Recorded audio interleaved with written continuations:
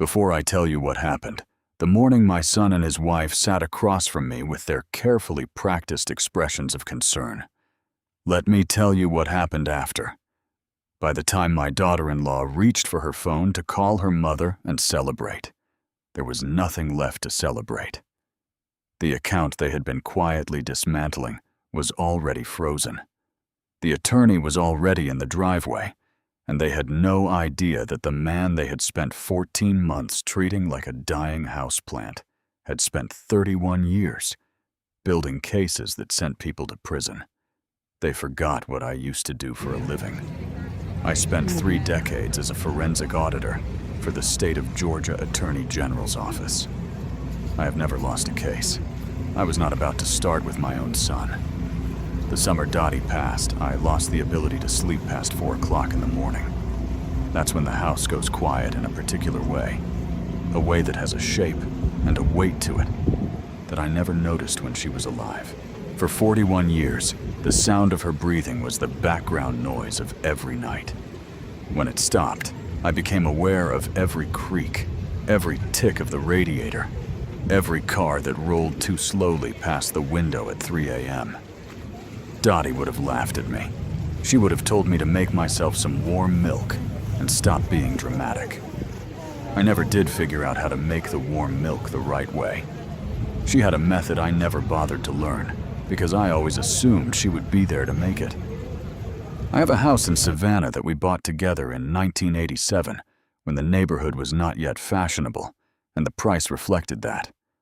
Dottie painted every room herself, a different color for each one, which I thought was ridiculous at the time, and which I now consider one of the finest decisions she ever made. There is a pale yellow in the kitchen that catches the morning light in a way that still stops me some days. She called it buttercream sunrise, and I called it yellow. And we argued about that for 34 years, in the good-natured way that long-married people argue, which is to say that neither of us was ever actually angry, and both of us would have been lost without it. My son Nathan called me in October, about 16 months after his mother's funeral. His voice had the particular careful warmth of a man who has rehearsed what he is about to say. He told me he was worried about me being alone. He told me the house was too large for one person. He mentioned, almost as an aside, that he and Renee had been having some financial difficulties. Nothing serious, just a rough patch, and that it might be good for everyone if they came to stay for a while, just until things stabilized.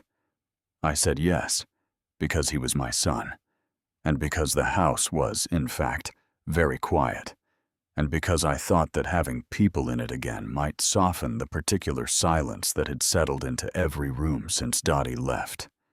I understand now that I was not thinking clearly, not because my mind was failing, the way Renee would later suggest to Nathan in conversations she did not know I could hear. I was thinking clearly enough.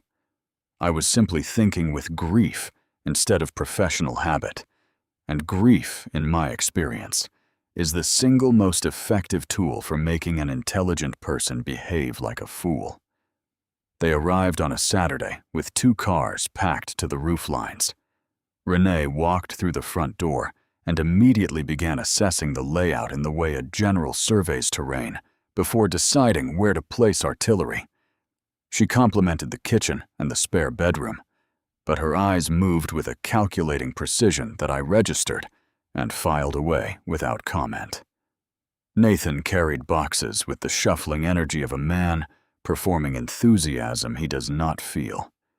He would not quite meet my eyes when I offered to help. They settled in, and the first weeks were manageable. Renee cooked occasionally, efficient meals without warmth, food prepared as fuel rather than pleasure. Nathan would sit with me in the evening sometimes, and we would watch baseball and not talk much, which I told myself was comfortable.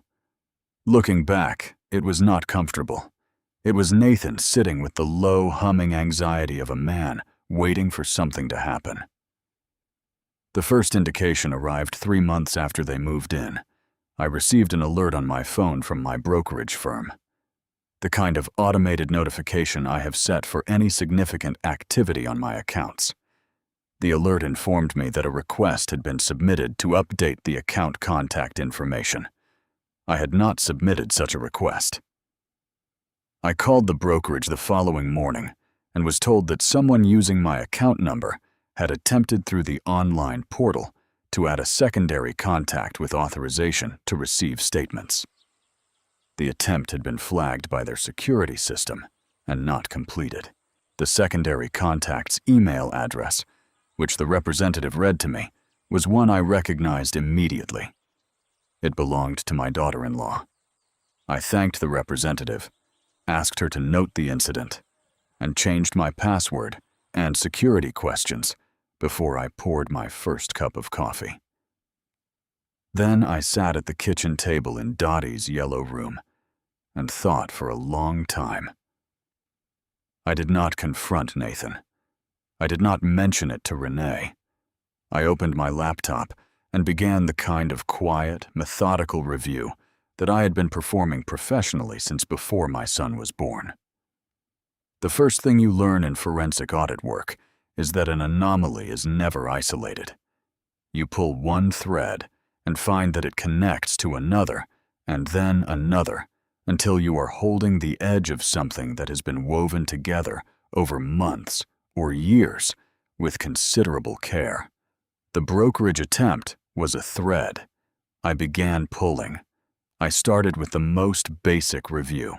I called my bank and requested paper statements for the past 12 months be mailed to me, directing them to use my post office box, which Nathan and Renee did not know existed. I had maintained that box since Dottie's illness because there are certain pieces of mail that a worried spouse does not need to see, and I had wanted to manage her medical paperwork privately. It was, in retrospect, one of the more fortuitous habits of my life. When the statements arrived 2 weeks later, I took them to the screened porch on a Tuesday afternoon when Nathan and Renee had gone out together, closed the door, and read them with the same attention I would have given to a set of documents subpoenaed from a corporation under federal investigation. What I found was subtle, not crude. Whoever had designed this approach had some understanding of how financial monitoring works, which told me something important about the nature of the plan. There were no large, obvious withdrawals. Instead, over a period of 11 months, there were a series of small charges to a debit card I did not recognize, averaging between $40 and $90 each, occurring every 8 to 12 days, always on weekday afternoons. The total across all transactions was $4,380. Not a fortune, but a pattern. And patterns are what I was trained to read. I did not have a debit card attached to that account other than my own, which was in my wallet. I called the bank the following morning and confirmed what I suspected. A second debit card had been issued 11 months ago as an authorized user card, at the request of someone who had called in using my account details, and a security question whose answer, I noted with a cold clarity, was the name of our family dog. A dog. Renee had heard Nathan mention twice in conversation since they arrived. I sat with this for a day. Then I called Thomas Garrett. Thomas had been my deputy for 11 years before he retired and opened a private investigation firm in Augusta. We had worked every significant fraud case in the Southern District together for nearly a decade.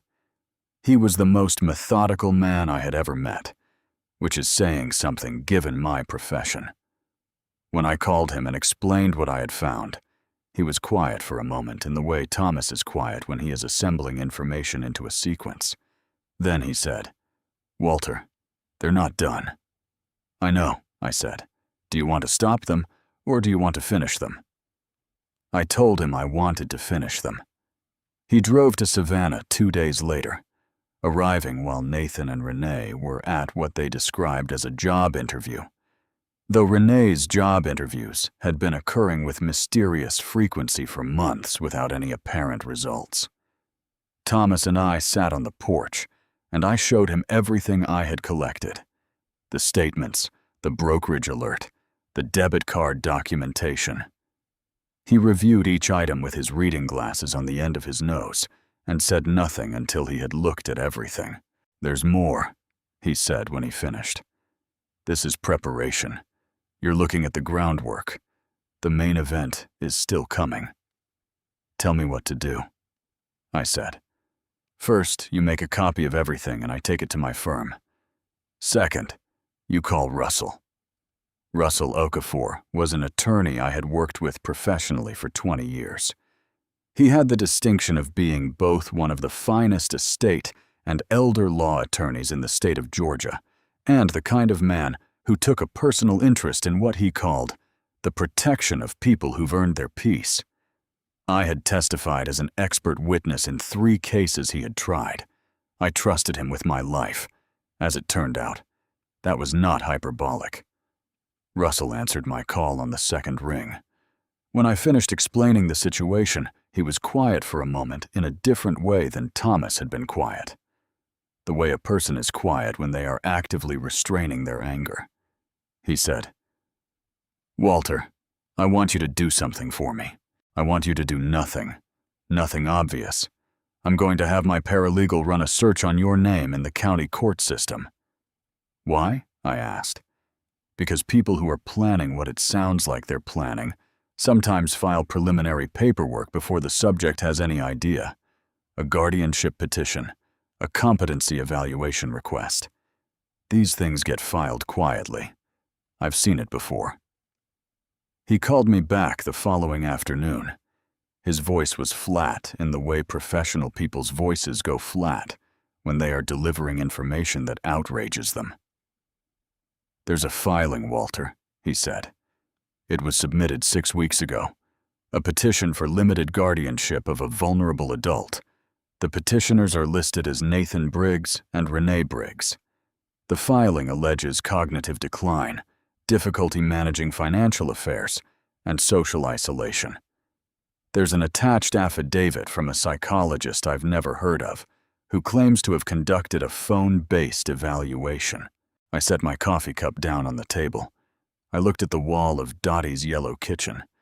I thought about the 41 years she and I had spent in this house. The arguments about paint colors, and the warm milk she made in a particular way, and the way she said my name at the end of a hard day, low and tired, and full of something that had no word for it, but that I have been trying to reconstruct from memory every morning since she left. "What do we do?" I asked Russell. "We build our own filing," he said, "and we do it better than they did. There is a particular kind of mental state that I only ever reached during the most complex cases of my career. I used to describe it to younger investigators as the place past anger, where the noise stops, and you can hear the numbers thinking. I had not been in that place since I retired. I found it again the morning after Russell's call, sitting at my desk in the study with the door closed, and I did not leave it for the next 3 weeks. I was meticulous. I compiled a daily cognitive diary, dated and time-stamped, documenting my activities, decisions, and mental state. I underwent a formal neuropsychological evaluation, arranged by Russell, with a physician who had no connection to anyone in my family, and whose credentials were beyond dispute. The results were, as Russell put it when he read them, embarrassingly strong. I documented every financial transaction I had made over the prior 2 years, with full supporting receipts and rationale. I gathered a decade of tax returns, investment records, correspondence with my broker, and letters of professional recommendation from colleagues at the Attorney General's office. I was building a portrait of a man in complete possession of his faculties, and I was building it with the precision of someone who had spent 30 years making portraits that would hold up in court. And then the pivot happened. It was a Wednesday. I was at the grocery store, a trip I made alone, because I had never stopped making it alone, because the grocery store was one of the few places where the particular silence of the house did not follow me. My phone buzzed in my pocket. I took it out and looked at the screen. It was a text from Nathan. It said, "He still hasn't connected the debit card to you. I checked his drawer, and the statements he has are from last year. Keep moving on the brokerage thing, the ACH setup. 2 more weeks and we'll have access. Mom's stuff in the bedroom I'll handle separately. Renee told me to tell you she found a buyer for the jewelry already. Don't text back on this phone." I stood in the cereal aisle of a Publix grocery store in Savannah, Georgia, and read that message 3 times. He had sent it to me. He had meant to send it to someone else, his wife, I assumed, or possibly the psychologist whose name was on the fraudulent affidavit. He had pressed the wrong contact. I was the first name under B. I did not call him. I did not text back. I took a screenshot of the message with the timestamp clearly visible. I forwarded it to Thomas and to Russell. Then I put a box of oatmeal in my cart, finished my shopping, and drove home. The jewelry he was referring to was Dottie's. She had left me her mother's pearls, an emerald ring her grandmother had brought from Jamaica, and a gold bracelet she had received on our 25th anniversary. They were in a cedar box on the closet shelf in the bedroom. I checked when I got home. The box was still there. I moved it that afternoon to a location in the house that I will not describe here. Thomas called me that evening. "That text just changed everything," he said. "That's not a civil matter anymore. That's criminal conspiracy." "I know," I said. "Russell is going to file a motion to dismiss the guardianship petition tomorrow morning on procedural grounds. The evaluation affidavit is fraudulent. He can prove it in about 10 minutes. Once that's dismissed, they lose their legal angle." "But Walter," he paused. "The other stuff, the debit card, the brokerage, the text that goes to the DA. When?" I asked. "After you talk to them, if that's what you want." I thought about Nathan at 8 years old, the summer I taught him to cast a fishing rod on the lake outside Macon, the way he squinted against the morning sun, the seriousness with which he approached every instruction I gave him, the pure, uncomplicated joy on his face the first time he felt the line go taut. I thought about sitting in the hospital waiting room the night Dottie had her first surgery. Nathan beside me in a plastic chair with his hand on my arm, not saying anything, just staying. I thought about the man who had called me from this same house 4 months ago with a prepared speech about financial difficulties and family and not wanting me to be alone. I thought about Dottie's jewelry in a box on a stranger's shelf. "I want to talk to them first," I said. "I figured," Thomas said. "Tell me when you want Russell there." I chose a Sunday. Sunday had been the family day when Nathan was growing up. Dottie had made it a rule with the seriousness of a commandment. No errands, no phone calls after 6, a real dinner at the table together. I chose Sunday because I wanted Nathan to feel, if he was still capable of feeling it, the particular weight of what he was doing in the context of every Sunday he had ever been given. I told them at breakfast that I wanted to have a family conversation that afternoon, that I had been thinking about my estate and my plans, and that I wanted to share some of my thinking with them and get their input. Renee's face arranged itself into an expression of warm, attentive interest that did not reach her eyes. Nathan looked at the table. He had been looking at the table a great deal lately. I spent the morning in the study organizing my materials. Russell had prepared a summary document and had arranged for his paralegal to drive over and serve papers at 3 o'clock. Thomas was parked 2 streets over. I had set up my laptop on the dining table connected to the television in the living room through an HDMI cable. They came to the living room at 2 o'clock and settled on the sofa together. Renee sat forward slightly, her hands folded in her lap, her posture the exact posture of a person who expects to receive good news. Nathan sat back, his arms crossed, his eyes moving between me and the dark television screen, with an unease he could not entirely suppress. I sat across from them in the armchair that Dottie had reupholstered in 2014, the one she had picked out of a catalog and shown me by holding the page up while I was trying to read, saying, "This one, Walter. Look at this color. Doesn't it remind you of the water in Savannah in the morning?" I had my laptop on the side table. I opened it. The television came to life. The first thing on the screen was the text message, enlarged to fill the television. My son's name at the top, the timestamp in the corner. Every word exactly as he had written it, including Renee's name, including the reference to selling Dottie's jewelry, including "Don't text back on this phone." I watched my son's face. I have watched a great many faces in interview rooms over 30 years, and I have become a thorough reader of the particular moment when a person understands that the story they have been telling has reached its last page. That moment has a specific quality. The eyes change before the face does. I saw his eyes change. Renee's reaction was different. She is a person of considerable composure, and her composure held for approximately 4 seconds before it fractured. That was taken out of context," she said, which was not technically a statement that meant anything, given that the text was complete and self-explanatory. But people say things like that when they are trying to buy time for their brain to catch up with the collapse. I clicked to the next slide. It was the debit card documentation. The account number, the date of issue, the transactions itemized by date and amount over 11 months.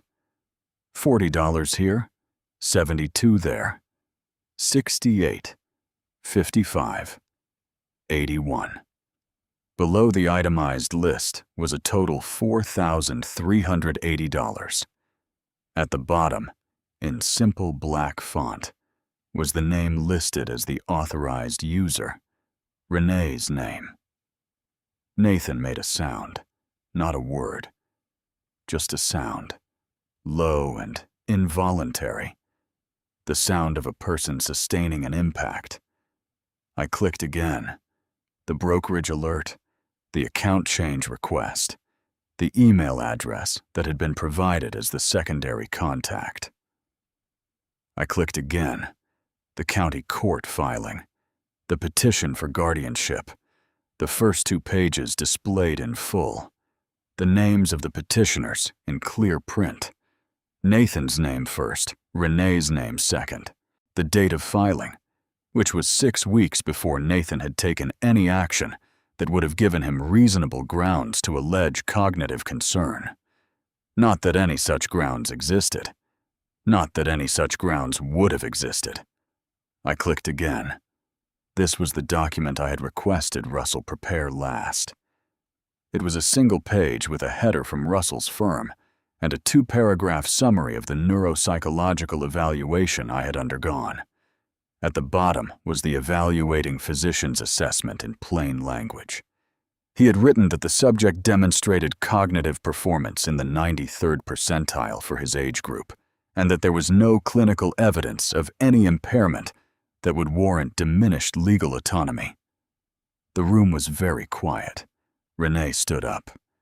She is a tall woman, and when she stood up, there was an energy to it that in other circumstances might have been intimidating. You can't do this," she said. Her voice had a quality I had not heard from her before, raw, stripped of the careful social finish she maintained at all times.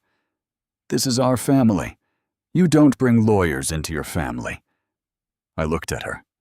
I am 69 years old, and I have been in this room many times in different forms. The room where someone who has been caught looks for the exit and finds the door sealed. I have never found any satisfaction in it. What I have always found is a kind of sorrowful clarity. The same sorrowful clarity I felt now. "You brought lawyers into this family 6 weeks ago when you filed a false petition with the county court," I said. "You brought criminals into it when you forged a psychological evaluation. I am simply the one who documented it." Nathan had not moved. He was still on the sofa with his arms crossed and his eyes on the floor, but his shoulders were shaking. He was crying. I had not seen my son cry since the day we buried his mother, and seeing it now produced in me a feeling I will not try to describe, because I do not have adequate words for it. It was grief and love and fury and something close to mourning all at once. The mourning of a man watching someone he helped build make a choice he cannot undo. "Nathan," I said. He looked up. His face was the face of a boy I once taught to cast a fishing rod. It was also the face of a man who had filed legal paperwork to have me declared incompetent so that he and his wife could liquidate my assets before I fully understood what was happening. "I know who taught you better than this," I said. "She's the reason I can't let this go." The doorbell rang. I stood up and went to the front door. When I opened it, Russell was on the porch in his Sunday clothes, his briefcase in hand, and behind him was a process server holding a manila envelope. Behind them, Thomas Garrett had come around the corner and was coming up the walk. Russell looked past me into the living room with the brief professional assessment of a man who has walked into a great many difficult rooms and knows exactly what he is doing in each one. Then he looked at me and gave me the small nod that means everything is prepared. "My name is Russell Okafor," he said, directing his voice past me toward the sofa. "I represent Walter Briggs. I have here a response filing to the guardianship petition submitted to Chatham County Court on September the 14th, along with a formal complaint to be submitted to the State Bar regarding the affidavit submitted by a non-licensed evaluator. I also have here a civil filing in the matter of unauthorized account access and financial exploitation of a vulnerable adult under Georgia Code Section 3058. And I have been asked to inform you that the materials you've seen today, along with the additional evidence compiled by a licensed private investigator, have been provided to the Chatham County District Attorney's Office, which has assigned an investigator to the matter." He paused. "You will both be contacted," he said. "I would strongly recommend retaining separate counsel." The process server stepped forward and held out the envelope. Neither Nathan nor Renee took it for a moment. Then Nathan reached out and took it from him with a hand that was not steady. Renee said nothing. Whatever she had been about to say, she kept it. She looked at the envelope in Nathan's hand, and then she looked at me, and her face held an expression I found difficult to categorize. It was not remorse. It was something closer to a cold recalibration. The face of a person rapidly restructuring their understanding of a situation they had misread completely. I had nothing left to say to either of them. Everything I had needed to say had been said on a 65-inch television screen in complete and documented clarity. I went to the study and picked up the bag I had packed 3 days earlier. I came back through the living room without looking at the sofa. I walked to the kitchen, that pale yellow room that catches the morning light, and I stood in it for a moment. I ran my hand along the edge of the counter, the old tile countertop Dottie had refused to replace, even when the grout went gray, because she said the shape of the tiles reminded her of her grandmother's kitchen in Memphis, and some things were worth keeping imperfect. I am not a man who talks to empty rooms, but I stood there for just a moment, and I said quietly, "I took good care of it, Dot. I tried." Then I picked up my bag and walked out through the back door. I drove to my sister Margaret's house on Tybee Island, where a room had been waiting for me for 2 weeks, because Margaret is the kind of woman who, when her younger brother calls her and explains a situation, simply says, "Your room's ready," without asking unnecessary questions. I sat on her porch that evening, watching the Atlantic, and ate the best bowl of she crab soup I had had in years, and didn't say much, and didn't need to. Russell called me the following Wednesday. The guardianship petition had been dismissed with prejudice after he submitted the neuropsychological evaluation and a formal complaint regarding the fraudulent affidavit. The so-called psychologist whose name appeared on that affidavit was not licensed in the state of Georgia and had no verifiable credentials. That matter was referred separately to the state licensing board. The DA's office moved quickly. The combination of the text message, the debit card documentation, the brokerage records, and the court filing gave them a layered case. Nathan and Renee were each charged with financial exploitation of a disabled or elder adult under Georgia law, unauthorized use of a financial transaction card, and conspiracy to commit fraud. Renee faced an additional charge related to the guardianship petition. Their separate attorneys negotiated separately, which Thomas told me was a sign of a partnership under significant strain. Nathan called me 4 months later from a number I didn't recognize. I answered because I recognized his voice in the first half-second. He didn't say much. He said he was sorry. He said he had been sorry since before it happened, and he had done it anyway, and he understood if I never wanted to speak to him again. He said Renee was gone. He said the fishing rod was still in his car, the one I had given him on his 40th birthday, because he had never been able to bring himself to take it out. I listened to all of it. I did not say very much. I told him that what he had done had not changed who he had been before he did it, that the boy I had raised was still in him somewhere, and what he chose to do with that was the rest of his life. I did not tell him it was all right. It was not all right, but it was over, and I was 69 years old, and I had spent enough of my life carrying evidence to know that there comes a time to set it down. The house in Savannah I eventually sold, though I took my time about it. I was not running from it. I was simply ready to close one ledger and open another. On the last afternoon before the new owners took possession, I walked through every room one final time. I stood in the kitchen and let the light come through the window, the way it always did in the mornings, that particular angle that turns the yellow walls into something close to gold. And I thought about how Dottie had stood in exactly this spot on the first morning after we moved in 1987, with a cup of coffee in both hands, looking around at the walls she had not yet painted. And she had turned to me and said, "Walter, I think we're going to be very happy here." She was right. We were. We were happy in every room of this house for more than 4 decades. And happiness of that quality and that duration does not disappear when the people who made it are gone. It stays in the walls. It stays in the light.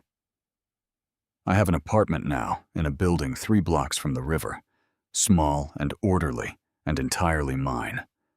Margaret has dinner with me on Sundays. Thomas calls on Wednesdays. Russell sends me holiday cards with handwritten notes, which I appreciate more.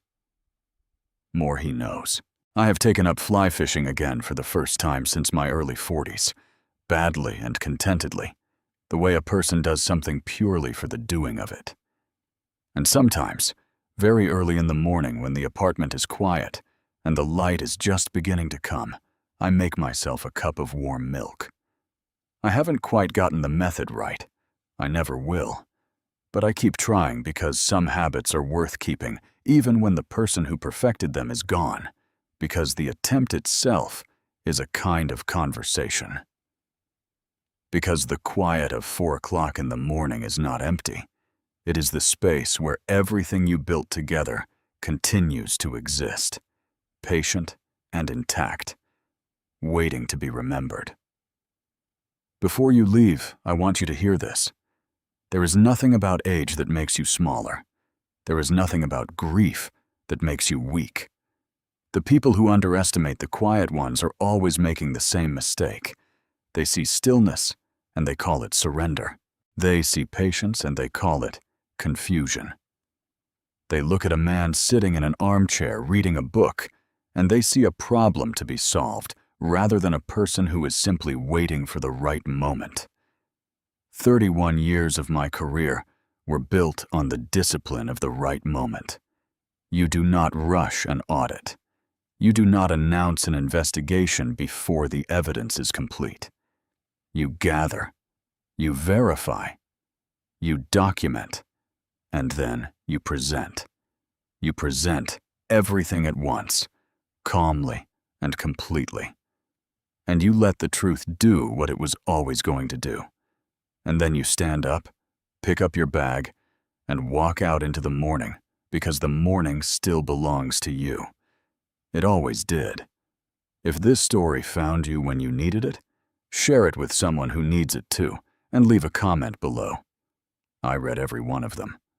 Your words mean more than you know.